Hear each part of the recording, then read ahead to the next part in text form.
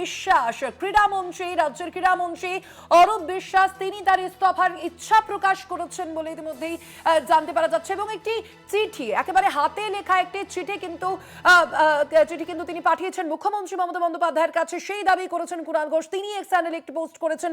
আরো বিস্তারিত জানবো এই সম্পর্কে আমাদের সঙ্গে ফোন লাইনে রয়েছেন বিশেষ প্রতিনিধি দেবজ্যোতি ঘোষ। দেবজ্যোতি, এখনো পর্যন্ত কি জানতে পারা যাচ্ছে, কি আপডেট রয়েছে? তার ইস্তফা পত্র কি গৃহীত হয়েছে? এ বিষয়ে নবান্নের তরফ থেকে কি কিছু জানানো হয়েছে? দেখো, ক্রীড়ামন্ত্রীর পদ থেকে ইস্তফা দিয়েছেন অরূপ বিশ্বাস। তৃণমূল নেত্রী মমতা বন্দ্যোপাধ্যায়কে তিনি অব্যাহতি চেয়ে চিঠি লিখেছেন। সূত্র মারফত জানা যাচ্ছে মুখ্যমন্ত্রী মমতা বন্দ্যোপাধ্যায় অনুমোদন করেছেন এই অরূপ বিশ্বাসের চিঠিকে। তবে কেন একজন মন্ত্রী সাদা কাগজে চিঠি লিখলেন তা নিয়ে যথেষ্ট প্রশ্ন উঠছে। তবে এখনো সরকারিভাবে মমতা বন্দ্যোপাধ্যায় যে তার পদত্যাগপত্র গ্রহণ করেছেন তা কিন্তু এখনো পর্যন্ত নবান্ন থেকে সরকারি সূত্র থেকে কিছু জানানো হয়নি। তবে চিঠির যে বয়ান রয়েছে সেখানে কিন্তু বেশ কিছু বিষয় ক্রীড়ামন্ত্রী অরূপ বিশ্বাস লিখেছেন। তিনি পত্রের প্রথমেই মুখ্যমন্ত্রী মমতা বন্দ্যোপাধ্যায়কে সম্বোধন করেছেন। তারপরে লিখেছেন, শ্রদ্ধেয় দিদি, প্রণাম নেবেন। গত 13ই ডিসেম্বর 2025 কিংবদন্তি ফুটবলার মেসিকে নিয়ে যে যুব ভারতী ক্রীড়াঙ্গনে যে ঘটনা ঘটেছিল তার পরিপ্রেক্ষিতে আপনি যে তদন্ত কমিটি গঠন করেছেন সেই তদন্ত কমিটির তদন্তের সামনে আমি দাঁড়াতে প্রস্তুত। এবং তদন্ত কমিটি যেহেতু গঠন করেছেন তাই নিরপেক্ষ তদন্তের স্বার্থে আমি ক্রীড়ামন্ত্রী হিসেবে আপনার কাছে এই পদ থেকে অব্যাহতি চাইছি। আশা করছি আপনি আমার অনুরোধ রাখবেন। অর্থাৎ অরূপ বিশ্বাস কোন রাজনৈতিক চাপে পদত্যাগপত্র দিলেন তা নিয়েও যথেষ্ট প্রশ্ন উঠছে। তবে রাজ্যের মুখ্যমন্ত্রী মমতা বন্দ্যোপাধ্যায় 13ই ডিসেম্বরের ঘটনায় অত্যন্ত ক্ষুব্ধ হয়েছিলেন ক্রীড়ামন্ত্রীর প্রতি। তিনি যেমন পুলিশের কাজকর্ম নিয়ে প্রশ্ন তুলেছিলেন, পুলিশের ভূমিকা নিয়ে প্রশ্ন তুলেছিলেন এবং বিধাননগরের কমিশনারের ভূমিকা নিয়েও প্রশ্ন তুলেছিলেন, অর্থাৎ নিরাপত্তা নিয়ে প্রশ্ন তুলেছিলেন, তেমনি অরূপ বিশ্বাসের কাজকর্ম নিয়েও তিনি প্রশ্ন তুলেছিলেন। তৃণমূল কংগ্রেসের ভিতরেও কিন্তু চাপ তৈরি হচ্ছিল, কারণ তৃণমূল কংগ্রেসের এক শ্রেণীর নেতৃত্ব তারা চাইছিলেন অরূপ বিশ্বাস পদত্যাগ করুন, কারণ অরূপ বিশ্বাস কোনো মতেই ক্রীড়ামন্ত্রী হিসেবে তিনি দায় সরিয়ে রাখতে পারেন না। সেই জায়গাতে কিন্তু অরূপ বিশ্বাস এক প্রকার চাপে পড়েই কি পদত্যাগ করলেন তা নিয়ে যথেষ্ট প্রশ্ন উঠছে। তবে তৃণমূল কংগ্রেস সূত্রের খবর, অরূপ বিশ্বাসের যে আবেদন সেই আবেদন গ্রহণ করেছেন রাজ্যের মুখ্যমন্ত্রী।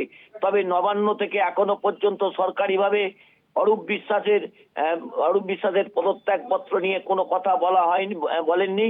তবে যেটুকু সূত্র মারফত জানা যাচ্ছে এবং সেখান থেকেই বোঝা যাচ্ছে অরূপ বিশ্বাসের পদত্যাগপত্র ইতিমধ্যেই পৌঁছে গেছে রাজ্যের মুখ্যমন্ত্রীর কাছে এবং মুখ্যমন্ত্রী নাকি তা ইতিমধ্যে গ্রহণ করেছেন। তবে এখনো পর্যন্ত নবান্ন সূত্র থেকে বা মমতা বন্দ্যোপাধ্যায় এ নিয়ে কোনো মুখ খোলেননি। যেটুকু খবর পাওয়া যাচ্ছে সবই কিন্তু নবান্ন সূত্রের খবর। তবে আর কিছুক্ষণের মধ্যেই কিন্তু পুরো বিষয়টি সামনে আসবে, তখনই বোঝা যাবে অরূপ বিশ্বাসের আগামী রাজনীতি। আমরা এই মুহূর্তে টেলিফোনে যোগাযোগ করতে পেরেছি বিজেপি নেতা রাহুল সিনহার সঙ্গে। রাহুল দা, এই মুহূর্তে একেবারে যে বড় খবর আমাদের হাতে এসে পৌঁছেছে, অরূপ বিশ্বাস তিনি ইস্তফার ইচ্ছা প্রকাশ করেছেন মুখ্যমন্ত্রী মমতা বন্দ্যোপাধ্যায়ের কাছে। একটি চিঠি পাঠিয়েছেন তিনি এবং মুখ্যমন্ত্রী মমতা বন্দ্যোপাধ্যায় সেই বিষয়টি বিবেচনা করে দেখছেন। কিভাবে দেখছেন এই ঘটনাকে? দেখুন, বিষয় হচ্ছে যে শেষ পর্যন্ত জনচাপ সেটা সামলাতে না পেরে অরূপ বিশ্বাসের পদত্যাগপত্র শোনা যাচ্ছে গৃহীত হয়েছে। আমরা মনে করি যে অরূপ বিশ্বাসের অতি সক্রিয়তার জন্যই আপনার মুখ্যমন্ত্রীও মেসির সাথে মিলতে পারেন আর এত বড় ঘটনা ঘটেছে।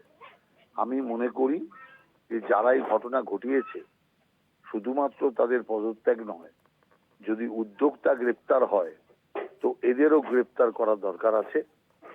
অরূপ বিশ্বাস, সুজিত বোস, কয়েকজন পুলিশ আধিকারিক যাদের অপদার্থতার জন্য এটা হয়েছে, তৃণমূলের এমএলএর বউ, যারা পুরোপুরি মেসিকে ঘিরে রেখে এই এত বড় একটা ন্যাক্কারজনক কাণ্ড ঘটিয়েছে, তাদের প্রত্যেকের বিরুদ্ধে কড়া আইনানুগ ব্যবস্থা নেওয়া উচিত।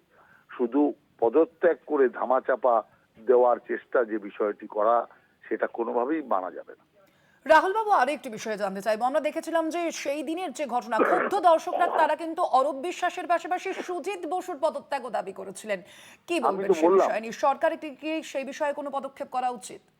না না, অ্যারেস্ট করা দরকার অরূপ বিশ্বাস এবং সুজিত বোসকে। পদত্যাগ তো ওটা সাধারণ ব্যাপার। এখন ইলেকশন চলে এসছে, এমনি তো জনতা পদত্যাগ করিয়ে দেবে। আর পদত্যাগের মূল্য কি? আছেই তো আয়ু আর কয়েক মাস। সেই কারণে এখন পদত্যাগের কোনো মূল্য নেই।